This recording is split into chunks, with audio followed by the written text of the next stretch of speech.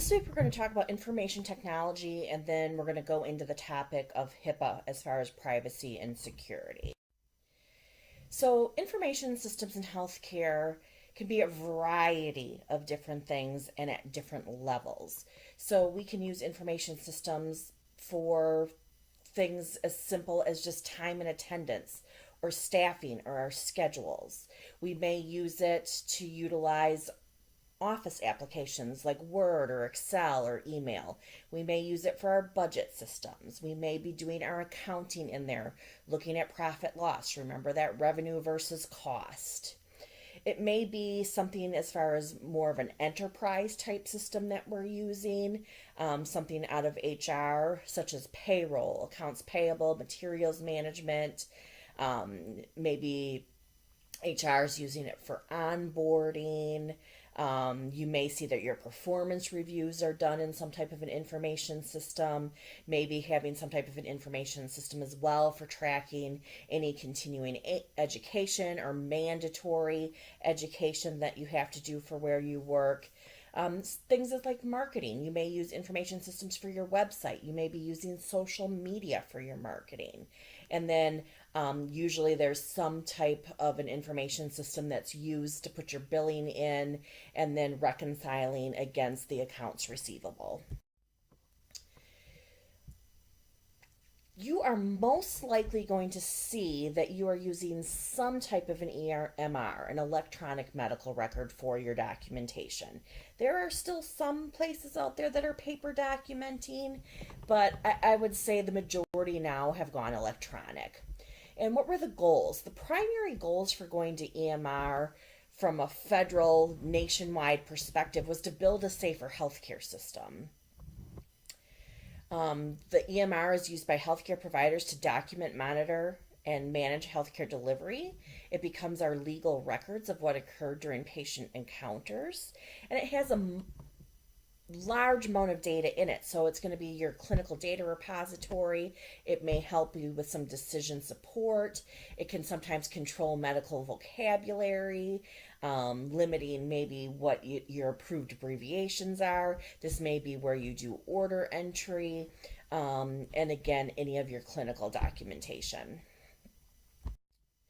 So an EMR is actually a subset, though, of an EHR, which is the electronic health record. An electronic health record, the focus is the total health of the patient, going beyond standard clinical data in just one provider's office. This is looking at going beyond that, going beyond the walls of the office, so that a medical record of a patient is now in an electronic health record where that can be shared across providers. There are barriers, though, to EMR and EHR adoption. So the first barrier typically is cost. It's very, very expensive for an organization to adopt an electronic system. There's always also that concern of loss of productivity, as you're not only maybe working with the vendor to build the system so that it works best for you, but there's that training time, that downtime and productivity as people are getting used to that system. Then you have to think into your budget that there may be annual maintenance costs. There may be additional costs related to the equipment that you need to have to be able to function, as well as things you have to think beyond just like the physical equipment, but what type of software and things do you need to maintain the privacy and security of the system. Concern over the adequacy of training. Often you'll see that they do sort of a train the trainer, have somebody that's the expert that's been trained by the vendor that will then go to train the rest of the team. And you also want to make sure that whatever you choose is meeting the practical needs. We're doing physical therapy. Is this vendor, is this product specific to physical therapy, or are we trying to tweak another system to fit our needs? So there is an analytical model that could be used to look at where organizations are at with adopting electronic medical records, and it's called the MRAM. It's a scale of 0 to 7. This is data it's kind of old data back from like 2008, and you can see very few people have made it all the way up through stage 7. Stage, just beyond stage 4 has happened for many, but it really has not been successful in getting a lot of people all the way to stage 7. The Health Information Technology for Economic and Clinical Health Act, you'll hear people say high tech. It was a portion of the American Recovery and Reinvestment Act, and what it was meant to do is have hospitals and physicians in the United States to receive funding as incentives to try and adopt health information technology. It was led in CMS with conjunction with the Office of the National Coordinator for Health Information Technology, the ONC, and they developed together this meaningful use criteria. Now, you'll actually not hear meaningful use as much today as you're hearing some of the quality programming that's happening in physician offices. They've actually replaced the term, but that what meaningful use was the initial criteria. It's still very similar criteria. And so essentially in some of the new quality programming where physician offices can get a little bit of an increase in payment or a penalty, adoption of IT actually it can impact them. They can get credit or points toward it. But the criteria really was to improve quality, safety, efficiency, and reduce health disparities, to help engage patients and families in their health, to improve care coordination, to improve population health and public health, and to ensure adequate privacy and security of patient health information. So you can see here where the different stages of meaningful use between 2011 and 2016 coordinate with those MRAM stages 4, 6, and 7. If you are looking to adopt some type of electronic documentation system, your first step usually is to choose a decision team. And you want to put key players. You don't just want it to be a manager. You want it to be somebody that's a representative of everyone that's going to really touch that piece. So, what is the organization of your team at work? Do you have front office staff? Do you have billers? Do you have payer source verifiers? Do you have people that, are keeping track of all the utilization review? What does your manager need from a reporting perspective? And then what do you need as the clinicians that are going to be in that system documenting? So you really want to get that input for that team. Again, assessing the readiness. What type of IT support does your organization already have? What would they need with moving into this system? What are the current staff skills related to electronics? It's a little painful when you have to try and teach someone to double click. So, how comfortable are they? Are they comfortable just on a desktop/laptop? Would they be more comfortable in something that's a touch screen type application?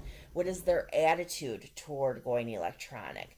And then, you do have to look at the financials. Again, usually the biggest barrier is cost.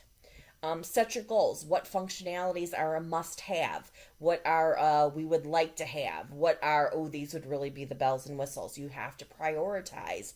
What do you absolutely need? What would be things you could add on later? You really want to seek information. Go to conferences. Put out an RFP, which is a request for proposal, so that the vendors can then put their proposals into you. Ask them for demonstrations. Ask them if they have like a sandbox environment where they can give you temporary access so you can actually go in and create things in the system. Really see how that navigation works. Do you like it? Do you not? From there, you're going to narrow your choices and then complete the decision. Things that really you want to consider as far as where technology can take us in the future. Remember, there is the issue of data integrity, just like documentation integrity. I'm sure you've heard throughout your classes, garbage in, garbage out, right? So what is in that system is only as good as what we actually put in it. We want to promote safety. We don't want missing data. We don't want erroneous data. We want to make sure that we have the correct information in the records. In the future, they are really looking for interoperability. They want the ability of different systems and software to be able to communicate and exchange data in a secure way, so that, again, my all of my healthcare providers have access to my data. It's not that only, my primary has one set of data versus maybe if I have some type of a specialty physician, they have one set of data. That their data is actually talking to one another. You know, if you pay attention to the news, cybersecurity is a huge issue. Um, I know at work we have been in the last year been getting more and more phishing type emails where these emails look like they really are coming from one of your coworkers. And it really isn't. It's somebody phishing, wanting you to open whatever the attachment is in the email. There's been, some very significant hacks within the country. There was, of what's the insurance company? Blue Cross Blue Shield, Anthem, they were hacked. Target was hacked. Major companies, resulting in hacks that then they have to go on to look at, well, whose potential data was taken in that. So thinking about, the security updates, levels of encryption, how do you limit your network access, um, are really big pieces because you are going to have people's, information that needs to be secure. What is the implication of bring your own device? Is that something that your policy is going to allow for the company that you're at? Do you let people work off their own devices? Can you keep them secure? I can tell you where I currently am. We do not let people use their personal devices whatsoever. They have to only be using one of our available devices that we have for them. And that is something that we have a privacy and security officer. That is something that he tracks. And if they find that somebody's logging into the system on a personal device, they do terminate people for that. Other things to consider: e-health, transfer of health resources and health care. So this is the delivery of health information through internet, telecommunications, really using the power of e-commerce to improve public health systems and health system management. So this isn't necessarily about my personal health, but other health related things. M-Health. This is actually really interesting. Some of the things are happening with this.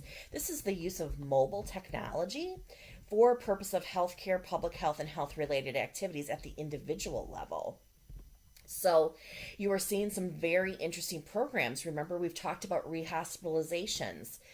And a lot of rehospitalizations are related to chronic conditions that are very, very much so related to cardiac and pulmonary conditions. So, what if somebody has some type of way at home with a device that you can monitor those patients? You can monitor their vital signs, and those vital signs come into your office. The technology is there and it actually is being used today. Huge implications for some of the rural areas where we have shortages of healthcare providers. This is really, to me, this is very, very exciting technology. Things that we potentially could be doing to monitor patients, and if we see that they're starting to have some issues, being able to get them care sooner, rather than later. Telemedicine is the use of technology to deliver clinical care to outlying and inaccessible areas. Telehealth is related to telemedicine, but it's a slightly different area, where you're promoting the remote delivery of health related information from one site um, to another via electronic communications to improve a person's health awareness. So telemedicine would actually be providing services. Telehealth is more, again, that global concept. It's very interesting to see some of the things that are happening with this. I'll give you an example where it's impacting physical therapy out in the state of Washington, where they have a pretty significantly strict supervision rule. The State Practice Act has been changed that they allow some of those supervision visits to happen via um, telehealth, telemedicine, where, so they actually, the supervising PT may not physically be in the room, but they are setting up a secure access that they're doing those supervisory video visits via video, so the PT can like log in, and they're not using Skype, but think of it in that way, that they can actually see what's happening. Skype is not secure for use for this. You actually have to go through and make sure that you're using a secure way. But This is making sure that there isn't interruptions in care due to supervision. Other consideration, health informatics, so using information systems and technology to redesign, improve, and create the ways disciplines do their work. Again, analytics, big data, this is already used in a huge way for, data mining, seeing what's happening, but it could put, look at how can we improve health, and then research and policy. So let's switch gears a little bit here to HIPAA, and we're going to talk about there's two types of requirements under HIPAA. People in general understand the privacy piece, but there's significant security pieces that if you actually don't have the security piece, you don't have the privacy piece. Okay? The security piece can actually get a little bit complicated. So I want to give you today just an overview of the privacy requirements, an overview of the security requirements. You as a clinician, what are your privacy responsibilities and what are your security responsibilities? So HIPAA stands for the Health Insurance Portability and Accountability Act. It was passed back in 1996. Enforcement of this act is by the Office of Civil Rights, or the OCR. So if anybody ever has an issue, the OCR would be who helps them through that or potentially fines them. So the OCR can do audits, they can do investigations. They actually provide a really great security risk self-assessment tool that they created that you can take and use at your organization. If you would ever have a breach that someone managed to hack into your system, this is who you would notify the Office of Civil Rights, OCR, regarding that breach. And like I said, there could be potentially be some penalties or resolution agreements. So just like we said, the OIG and the DOJ can do that for more healthcare fraud, patient care kind of issues. OCR does that related to HIPAA. So, as a clinician, you don't have to be a HIPAA expert, but you do need to understand how to handle patient information so that doing your job consistently within the regulations is just second nature to your everyday work. So, let's start first talking about the privacy regulations. So, the goals of privacy are to protect patient information from being used or disclosed inappropriately, to give patients greater control over the sharing of their information, and to increase patients' access to their information. Some key concepts and terms are protected health information. You'll hear people say PHI. Another term is notice and acknowledgement. Then we have use and disclosure, authorization, and a minimum necessary standard. So PHI is any information that identifies an individual and describes his or her medical condition or treatment. It specifically includes things like past medical history, exam and test results, their billing records, their claims, their demographics, their date of birth, their gender, their name, their address, their phone number, and it applies to both written and electronic information. Notice and acknowledgement. So I'm sure many of you, if you've been to a pharmacy, if you've been to any type of physician, been to a hospital, you've been at some point given a notice of privacy practices. It's this statement that's given to each patient that describes how that specific facility will use and disclose your health information, and it outlines your rights as the patient under HIPAA. HIPAA does require that the notice be given to each patient when they first enter the facility or come for outpatient therapy. So if they're coming for an episode of care of outpatient, they're going to come a couple, for several weeks. You give it to them at the beginning. You don't have to give it to them every single time they come in for that episode of care. But they do have to acknowledge it. So there needs to be written documentation that the notice was provided to the patient. It has to either be signed by the patient or completed by a staff member explaining why the patient didn't sign it. So let's talk about use versus disclosure. So use is when you are using the PHI within the facility. Examples of that would be you're reviewing a patient's chart, you're completing billing. Disclosure is when you provide that same information to someone outside of the facility. So, for example, sending it to their insurance company, consulting with an outside provider. So, authorization. This is talking about whether a patient has to give you authorization for disclosure. And what I want to go over is there are many instances where you actually don't need the authorization from the patient to do that, okay? So I can treat a patient without having them authorize any disclosure. I can obtain payment from their insurance company without them authorizing me disclosing information between us and the insurance company. We can use the PHI within our day-to-day operations of the rehab department. If there would ever be a reason for us to have to perform any type of mandated reporting, we can do that without the patient's authorization. So, for example, if we would be required to report something to the health department, or if there were issues of abuse and neglect that we would have to be doing mandated reporting. So these types of uses and disclosure, I don't need to track that information, okay? So let's look a little bit more at treatment. So I don't have to have authorization for the patient to collect the information, to review the records and test results, to consult with other providers, to refer that patient to another provider, or to transmit information to another provider that's going to be working with that patient. A patient could request a restriction, and then we would have to follow that.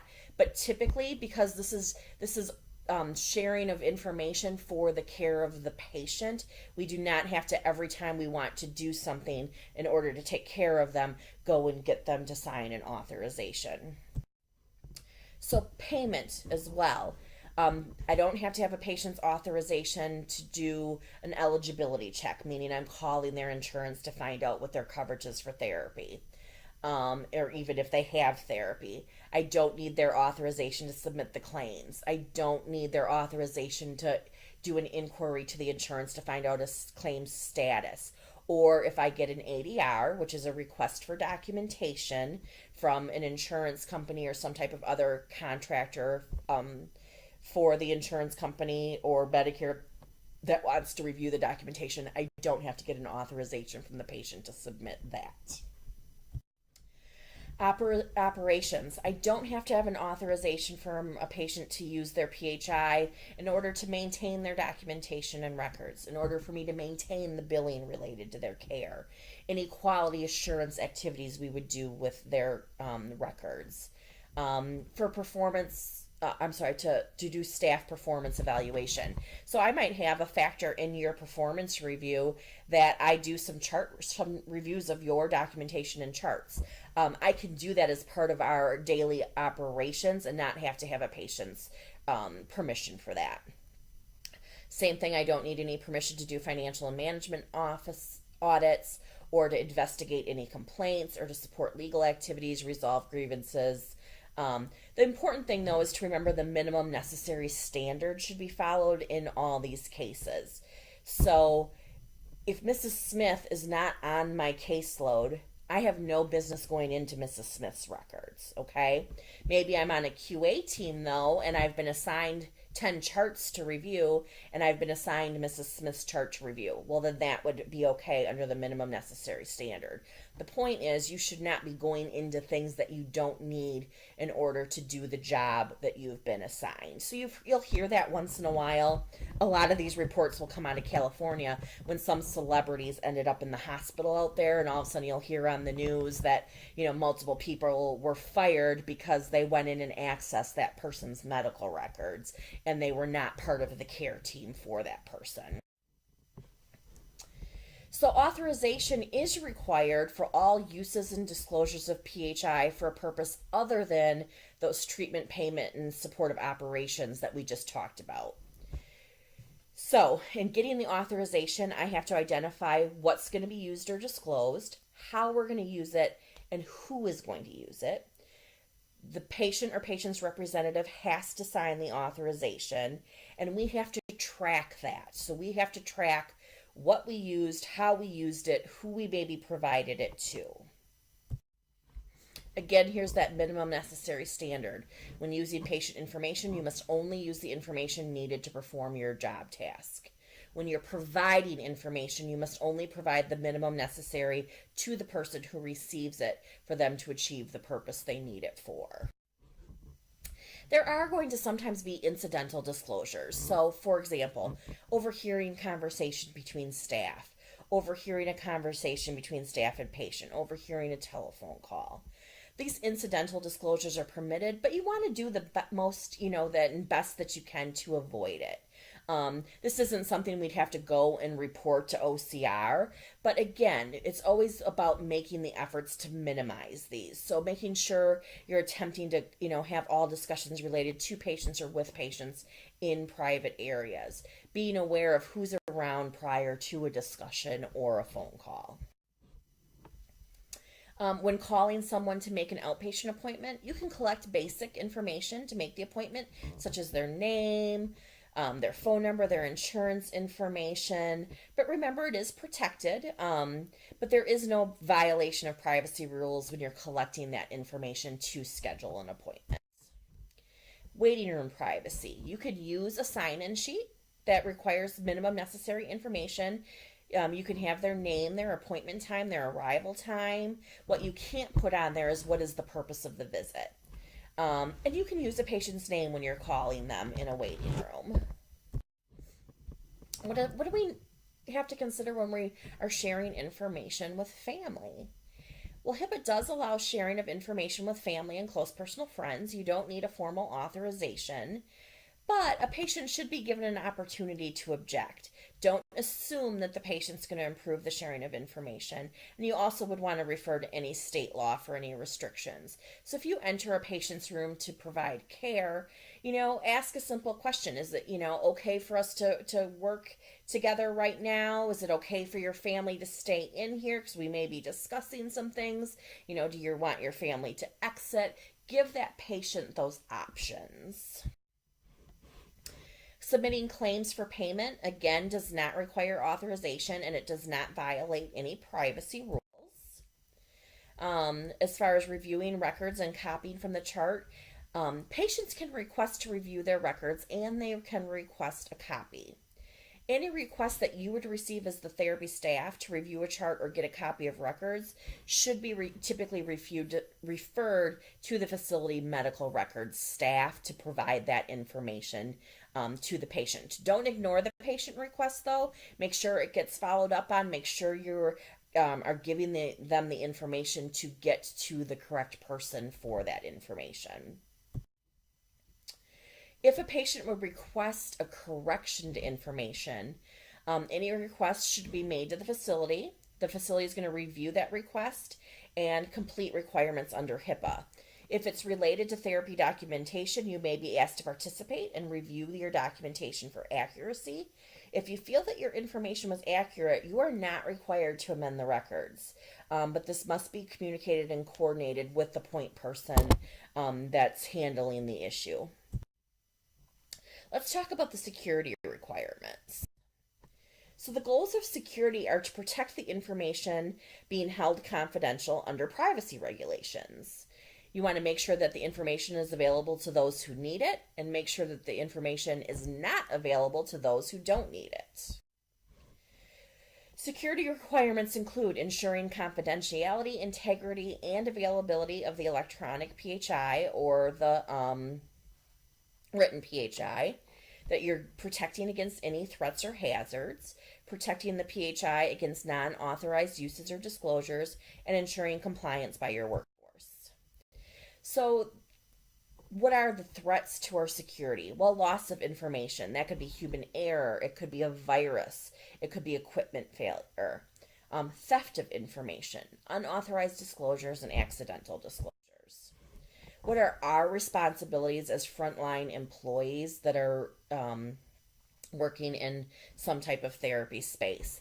Well, you want to make sure that if you're using a computer, that when you're done using it, you log off. Make sure that computer's locked so that once you walk away from it, somebody coming by can't gain access. You may also have some type of security that happens at the end of the day when the clinic or the department is closing for the day, as to maybe computers being locked up, or sometimes there's cords and different things that you can lock them down with. Never give your IDs and passwords to anyone. Okay, those are unique to you and you'd never want to share those. Make sure that you are doing password protection. Make that password as secure as you can. Don't share it. Don't write it down. Make it something that people aren't going to be able to guess. Okay. Never disable any of the antivirus software on any of the devices. Never install unapproved software. If you notice that there's been a computer stolen, well, I guess, I don't know if you want to assume it's stolen, but it's missing. You guys can't locate it. You would want to report that. And if you're suspicious about any strange emails, viruses, something's acting strange, make sure you're calling IT. Usually they're going to want to run a type of scan. Like I said, lately at work, we've had a lot of these emails that it looks like the sender is one of our employees, and it'll have an attachment to it. And many of them are, we've been able to rule it out. Like one of my coworkers who I work with very closely, there's been a lot coming to my email showing that it's from her, and I'm like, well, this is not something she would ever send me. So we're using our spam filters, using all that security. But there was one the other day that when it came through, we actually use electronic faxes. So if someone faxes something to me, we don't have physical fax machines anymore. It comes into our email. And I had just had to get a new fax number via a new company. And so it was my first time seeing one come through since that change. And this looked very legitimate. And I did open it. And then I was like, oop, I don't think I was supposed to open that. This doesn't look right. So I did call IT. They did end up running scans on my computer to make sure that everything was okay. Business associate agreements were a new requirement back in 2013. What it essentially said is that requirements of HIPAA are extended to include all groups that hospitals or other covered entities do business with. So what has to happen is if I'm a covered entity, okay, and I have people that are maybe contractors with me or subcontractors with me, they also have to follow all the HIPAA regulation, and I'm actually required to have a business associate agreement written and signed between the two of us to all of those requirements. A breach. So this would be when someone somehow gets into your system, okay? Once a breach is suspected, you need to do a risk assessment to look at what was the nature and extent of the PHI that's involved, to whom the PHI may have been disclosed, whether it was actually acquired or viewed, and to what extent you've been able to mitigate the issue. So if this is something that happens, usually it's going to be people well above you and I that are handling this. Usually you're bringing in a cybersecurity company, they're doing the forensics to, get into those computers and look to figure out what happened. And then those breaches do, though, have to get reported to OCR. Okay. Not every breach, but in the event that in the event that there is a breach that rises to the level that you do have to give notice, you have to do it without reasonable delay. Okay, you have to notify patients within 60 days. And a breach is considered to be discovered on the first day that you know or reasonably should have known about the breach. You are also deemed to discover a breach on the first day that any employee, officer, or other agent knows about the breach. So you've got to tell, anybody that could have been impacted, hey, we had a breach. And you'll see that sometimes. I know you've probably heard a few years ago, it was one of the Aurora facilities. I think they had computers stolen. And so it was on the news. It was at a level that it had to go to a media outlet, as well as them having to report, trying to get in contact with the patients. But essentially, you have to give notice in plain language. It has to give a brief description of the breach. You have to describe types of unsecured PHI involved, steps that the individual should take to protect against harm. Talk about the steps you're taking and your contact information. Typically, what you'll see most companies do when there is some kind of breach is they will pay for some type of security monitoring for anyone that was involved within the breach. Let's see. What else? If the breach involves unsecured PHI of more than 500 individuals, then you do have to use some type of a media outlet in addition to notifying Health and Human Services. If it's fewer than 500 individuals, you're permitted to maintain a log of the information and notify HHS within 60 days after the end of the calendar year. So a little bit different. The big thing just to remember from this, we're not going to ever get real detailed with you guys, is if you are ever suspicious of a breach, you report it to whoever within your company handles that type of information right away. If you don't know, get to your manager to tell them, and then it's their responsibility really to handle all of these breach notification items. HIPAA violations can come with financial penalties. There's different levels, anywhere from it was unknowing up to willful neglect. Um, and it wasn't, and the willful neglect wasn't required within a certain period of time. Okay, so you can see it can go up pretty high. You see $1.5 million up there on maximum penalties. Minimum penalties as low as $100. So there can be some financial penalties, and this is because you should have known better. You weren't taking care of, you weren't kind of taking care of the rules there over there related to the privacy and security pieces of things. Okay. There also can be some criminal penalties. Again, from anywhere from 1 to 10 years in prison. And so you can see, though, that those violations are pretty significant. Um, so the minimum, that little 1 year one, would be unknowingly or with reasonable cause. But that 10 years is because somebody breached a system for personal gain or malicious reasons. So that would be, somebody going in, breaching a system to steal the information because they wanted to use it for whatever that personal gain would be. That is something that could be prosecuted within the system and end up with that. And that